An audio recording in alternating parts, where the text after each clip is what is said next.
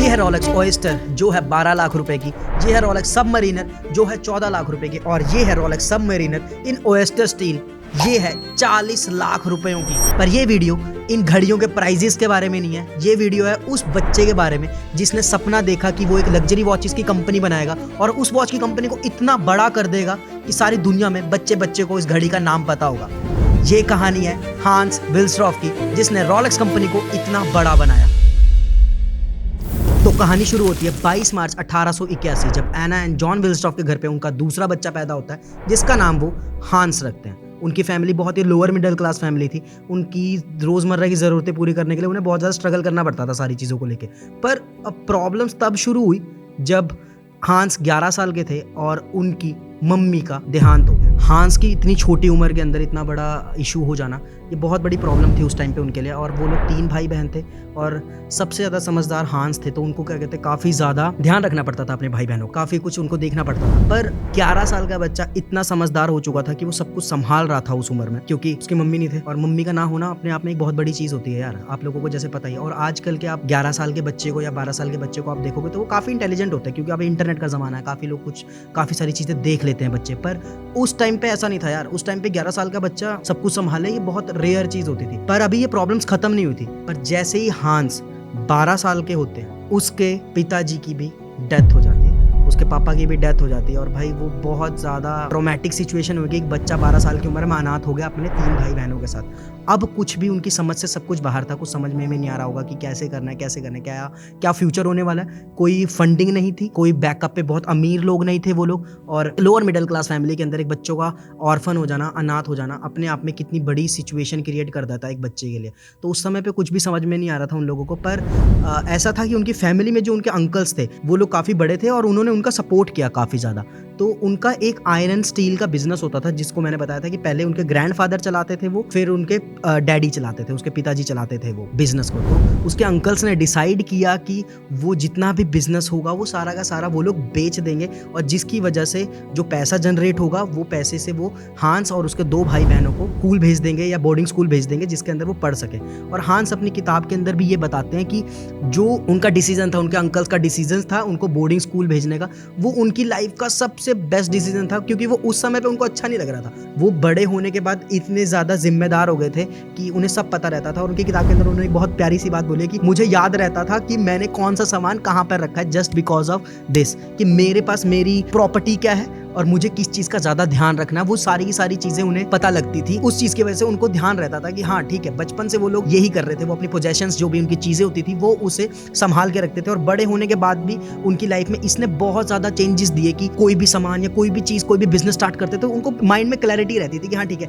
ये चीज़ मेरी है और मुझे इस समय तक इसे ऐसे रखना है और इसके बाद बदलना है। उन सारी सिचुएशंस ने शायद हांस को इतना ज़्यादा स्ट्रॉन्ग बनाया कि वो जो उनका सक्सेसफुल और उनका लेजेंडरी करियर होने वाला था आगे, उसको उस चीज़ ने सपोर्ट किया उस टाइम पर। हांस का बचपन से ही मैथमेटिक्स अंदर इंटरेस्ट बहुत ज़्यादा था, जिसकी वजह से वो काफ़ी ज़्यादा यूनिवर्सिटीज़ में टॉप भी करते रहे और काफ़ी अच्छे थे पढ़ाई के अंदर। पर उनकी जो पहली जॉब थी वो 19 साल की उम्र में लगी एक पर्ल एक्सपोर्टिंग कंपनी में एज एन अप्रेंटिस। आप लोग देख सकते हो कि रोलेक्स वॉचेस के अंदर काफ़ी ज़्यादा लग्जरी उनके इसी एक्सपीरियंस की वजह से आती थी, क्योंकि उन्हें इस बिजनेस की भी बहुत अच्छी नॉलेज थी। तो 2 साल तक उन्होंने इस कंपनी के अंदर जॉब की और वो काफ़ी ज़्यादा अलग अलग कंपनीज में भी अप्लाई करते रहते थे अच्छी जॉब्स के लिए, क्योंकि उन्हें एक अप्रेंटिस नहीं रहना था। उनके सपने बहुत बड़े थे और उनको ज़िंदगी में बहुत आगे जाना था। और उनकी एक दिन किस्मत चमकी वॉच मेकिंग कंपनी के अंदर, जहां उन्होंने देखा घड़ियां बनती कैसे हैं, जिसके लिए उन्हें प्यार जागा कि हाँ मेरे को घड़ियों का ही काम करना है।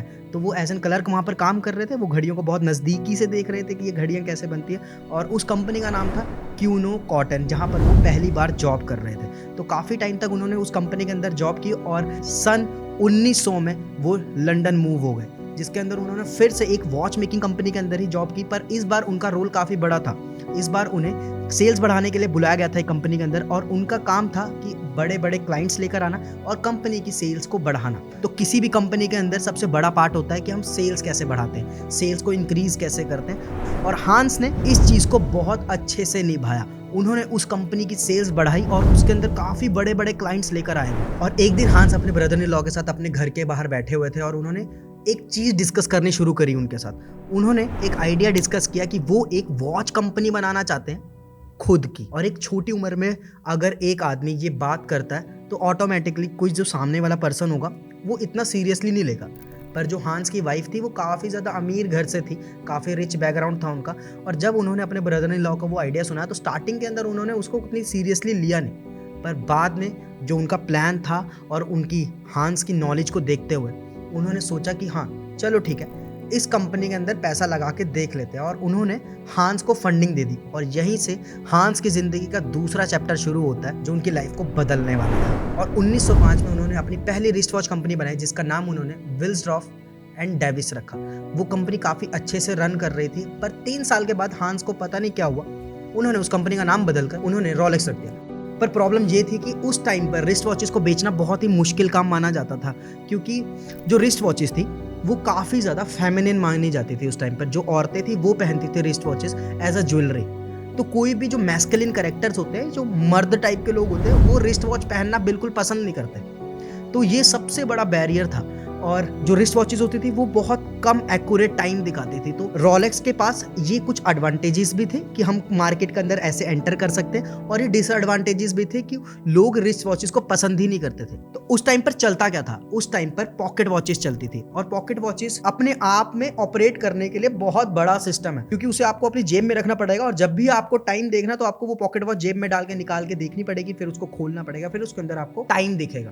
तो ये अपने आप में बहुत लेंथी प्रोसीजर था। और हांस को ये चीज़ पता थी कि अगर वो इस चीज़ को क्रैक कर लेते और इस चीज़ को किसी तरीके से हटा देते तो उनकी रिस्ट वॉचेस को बेचना बहुत ज़्यादा आसान हो जाएगा, और उन्होंने यही किया। और इस सब के बाद वो सबसे बेहतरीन घड़ी बनाने की तलाश में पूरी दुनिया घूमते रहे, और वहाँ पर वो अलग अलग वॉच मेकर से मिले, अलग अलग लोग जो घड़ियों में काम कर रहे थे, घड़ियाँ बना रहे थे, वो उन सभी से मीटिंग करते रहे और उन सभी से एक ही सवाल करते रहे कि हाँ, हम सबसे बेहतर घड़ी कैसे बना सकते हैं। और उन्हें जब इतनी सारी नॉलेज मिली घड़ियों के बारे में तो वो वापस आए और उन्होंने उस बेहतरीन घड़ी बनाने के ऊपर काम करना शुरू कर दिया। पर ऐसा था कि 1905 से 1908 तक वो विल्सड्रॉफ एंड डेविस के लेबल से ही घड़ियां बेच रहे थे। पर बाद में जब उन्होंने एक बहुत बेहतरीन घड़ी बना ली तो उसके अंदर उन्हें बस एक ही कमी लग रही थी कि इस घड़ी का नाम कैची कर सकते हैं, और वो कैसे कर सकते हैं। तो विल्सड्रॉफ एंड डेविस काफ़ी ज़्यादा ऐसे ओल्ड स्कूल सा साउंड करता था उस टाइम पर, और वो उनको पसंद नहीं था बिल्कुल भी। और उनको एक ऐसा नाम चाहिए था जो घड़ी के डायल, जो घड़ी के बीच में जो डायल होता है ना, उसके अंदर किसी तरीके से फिट हो जाए, और वो 5 वर्ड का ही हो। तो उन्होंने 5 वर्ड के काफ़ी ज़्यादा कॉम्बिनेशंस शुरू किए बनाने, और उसके अंदर उन्हें एक वर्ड निकला जो उनको सबसे ज़्यादा कैची लग रहा था, वो था रोलेक्स। और ये था रीज़न अपनी कंपनी का नाम बदलकर विल्सड्रॉफ एंड डेविस से हटाकर रोलेक्स कर दिया।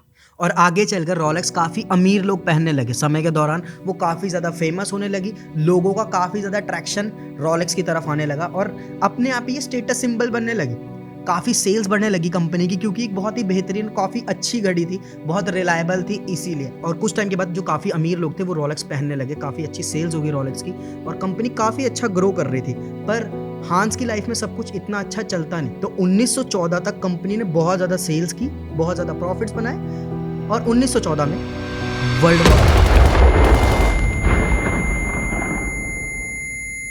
और वर्ल्ड वॉर के अंदर आप लोगों को पता है कि इकोनॉमीज तबाह हो जाती है, इकोनॉमीज खत्म हो जाती है, देश बर्बाद हो जाते हैं, और यही हो रहा था। और उस दौरान जितनी भी कंपनीज थी, स्पेशली वॉच मेकिंग कंपनीज, उन सभी पे ताला लग गया। सारे लोग अनएम्प्लॉय हो गए, काफ़ी ज़्यादा कंपनीज बंद होने लगी, देश गरीबी में जाने लगा। पर हांस का दिमाग मार्केटिंग में बहुत ज़्यादा स्ट्रॉन्ग था। वो अपनी किताब के अंदर भी बताते हैं कि जो मार्केटिंग चीज़ होती है वो किसी भी बिजनेस को बड़ा बना सकती है। किसी भी बिजनेस को बड़ा करने के लिए, किसी भी कंपनी को बड़ा करने के लिए एक अच्छी मार्केटिंग चाहिए ही होती है। तो 1914 में हांस ने जो घड़ियाँ थी वो मिलिट्री को सप्लाई करनी शुरू कर दी, और एक मजबूत और बेहतरीन घड़ी मिलिट्री के पास पहुंची। और हमेशा क्या होता था कि जो सोल्जर्स होते थे वो पॉकेट वॉचेस रखते थे, और अपनी जेब के अंदर जो पॉकेट वॉचेस रखते थे, जब वो जंग लड़ रहे थे वो टाइम नहीं देख सकते थे, पर रिस्ट वॉचेस से वो डायरेक्टली टाइम देख सकते थे कि हम किस जगह पे हैं और कितना टाइम हो रहा है। तो इस चीज़ ने काफ़ी ज़्यादा फायदा पहुंचाया रोलेक्स को, क्योंकि जब भी लोग आर्मी के वापस आते थे जंग से लड़के, तो उनके हाथ में एक चीज़ कॉमन होती थी, वो रोलेक्स, वो सभी रोलेक्स पहनते थे। और इस चीज़ ने रोलेक्स का बहुत बड़ा मार्केटिंग कैंपेन क्रिएट कर दिया वर्ल्ड वॉर के अंदर, और इसकी वजह से रोलेक्स जो 60 लोगों की कंपनी होती थी वो वर्ल्ड वॉर के टाइम पे एक बहुत बड़ा बिजनेस बन गया। लंदन के अंदर एक बिल्डिंग पूरी की पूरी उन्होंने हायर करी जिसके अंदर काफ़ी सारे लोग वॉचेस बनाते थे, और काफ़ी बड़ी कंपनी बन गई थी रोलेक्स इस टाइम तक। पर सब कुछ अच्छा नहीं चलता, और 1914 के अंदर जो ब्रिटिश गवर्नमेंट थी उसने एक रूल निकाला कि जो भी सामान बाहर से आता है, बाहर से देशों से इम्पोर्ट होता है, जैसे जो रोलेक्स के मूवमेंट्स होते हैं, जो रोलेक्स के मूवमेंट्स, मतलब जो रॉलेक्स के अंदर सामान डलता है वो स्विट्ज़रलैंड से इंपोर्ट करते थे, क्योंकि वहाँ से बहुत बेहतरीन चीज़ें बनती थी। इस देश के अंदर ज़्यादा अच्छा सामान नहीं बन रहा था, तो वो बाहर से इंपोर्ट करते थे। और इसी चीज़ की वजह से जो इंग्लैंड की गवर्नमेंट थी, उसने जो भी सामान बाहर से इंपोर्ट होता था उसके ऊपर 33% टैक्स डाल दिया। पर हांस को टैक्स से कोई प्रॉब्लम नहीं थी, वो टैक्स पे करने के लिए रेडी थे। पर ऐसा था, प्रॉब्लम एक बहुत अलग तरीके के थे उनके साथ। हांस जर्मनी से बिलोंग करते थे और विल्सड्रॉफ एक जर्मन नेम है। जो उस दौरान जो वर्ल्ड वॉर चल रही थी वो जर्मनी और बाकी देशों के बीच में चल रही थी, जिस टाइम पे यूके या ये बोले ब्रिटिश जो थे सारे के सारे लोग, ये अगेंस्ट जर्मनी लड़ रहे थे। और जो ब्रिटिशर्स थे वो नहीं चाहते थे कि हमारे देश में रहकर कोई जर्मन आदमी ग्रो करे। तो वो बहुत बड़ा इशू बन गया था उस दौरान, और उसी वजह से विल्सड्रॉफ एंड डेविस को अपनी कंपनी रॉलेक्स वापस जर्मनी में शिफ्ट करनी पड़ी और उन्होंने अपना बिजनेस मूव कर दिया जर्मनी, जेनेवा में, और जहां पर आज भी रॉलेक्स वहीं पर बनती है। पर वो लोग जब अपने देश में वापस आए तो उन्होंने उसको डिमोटिवेशन की तरह नहीं लिया। उन्होंने बहुत मोटिवेट होकर अपने बिजनेस को और ज़्यादा मेहनत से चलाने की कोशिश करी। वो काफ़ी टाइम तक मेहनत करते गए और उनका एक ही बड़ा सपना था। वो बड़ा सपना था एक परफेक्ट घड़ी बनाना, जो अभी तक नहीं बनी थी। वो अभी तक एक परफेक्ट घड़ी नहीं बना पाए थे। तो उन्होंने फाइंड आउट किया अपनी नॉलेज के जरिए, अपने लोगों से जो वो पूरी दुनिया भर घूम के जो उन्होंने नॉलेज जनरेट की थी, उससे उन्होंने एक चीज़ फाइंड आउट की कि घड़ी को ख़राब क्या चीज़ें करती हैं। एक घड़ी को ख़राब करने के लिए चाहिए होता है पानी, डस्ट या और कोई पार्टिकल जो घड़ी के अंदर चला जाए। उनका अगला एम था कि घड़ी के केस को इतना टाइट किया जाए कि उसके अंदर कोई चीज़ जा ही ना पाए। तो उस चीज़ के लिए उन्होंने काफ़ी ज़्यादा मेहनत करनी शुरू की अपनी टीम के साथ, काफ़ी सारे वॉच मेकर्स के साथ मिलकर उन्होंने काफ़ी ज़्यादा समय तक काम किया उसके ऊपर।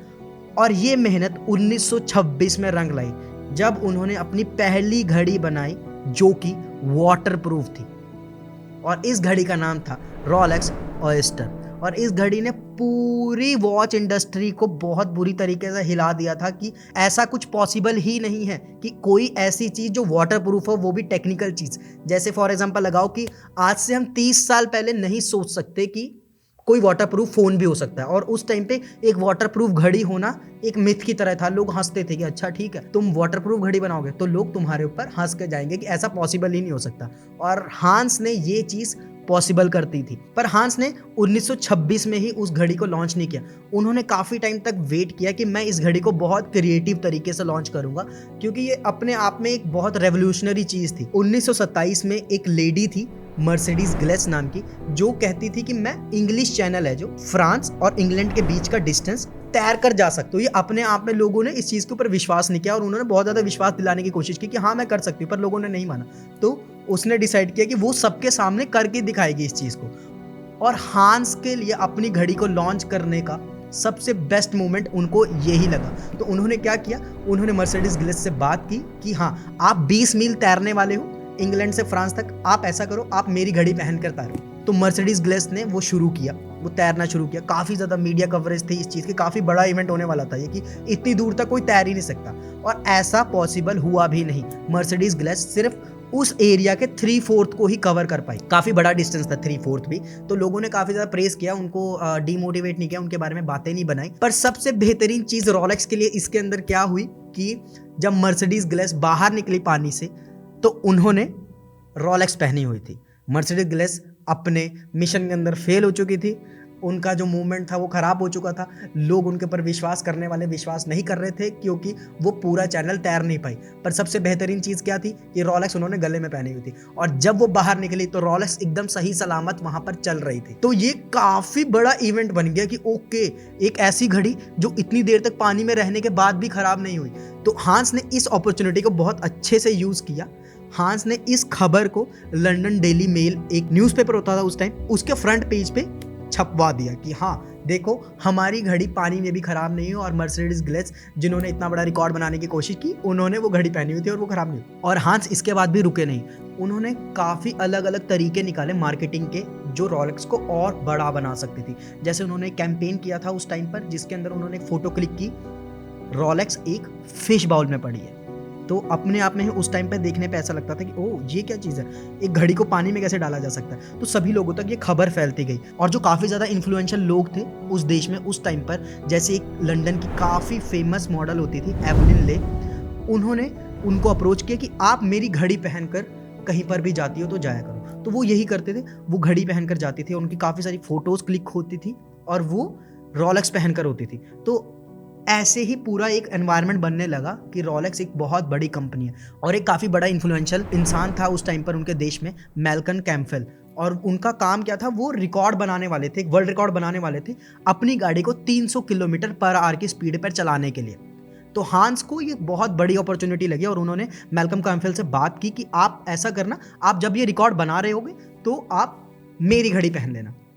और मैल्कम कैम्पबेल ने ये रिकॉर्ड बनाया और रिकॉर्ड बनाने के बाद जब वो अपनी गाड़ी से उतरे तब उसने क्या पहनी थी, रोलेक्स।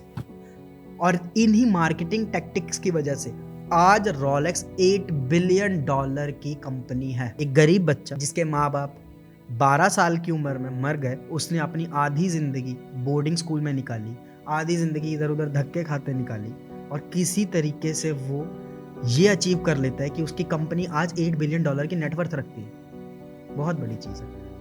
और 1944 के अंदर उन्होंने अपनी बीवी को खो दिया और उन्हीं की याद में उन्होंने एक फाउंडेशन बनाई जिसका नाम उन्होंने रखा द रोलेक्स फाउंडेशन। और जब हांस की डेथ हुई तो उसके बाद उन्होंने पूरी रोलेक्स कंपनी को उस फाउंडेशन के नाम कर दिया। तो आज रोलेक्स एक चैरिटी है जिसके ऊपर कोई टैक्स नहीं लगता और वो $8 बिलियन की नेटवर्थ रखती है। और ये था हांस का पूरा जीवन कि कैसे एक अनाथ गरीब बच्चे ने अपने आप को इतना सक्षम किया कि वो एक ऐसी कंपनी बना पाया जिसकी नेटवर्थ $8 बिलियन है। थैंक यू सो मच दोस्तों, मैं वेंडी यदुवंशी। और हाँ, सब्सक्राइब करना मत भूलना मेरे चैनल को अगर आप लोग ऐसी वीडियोस और देखना चाहते हो तो। मिलते हैं अगली वीडियो में। बाय।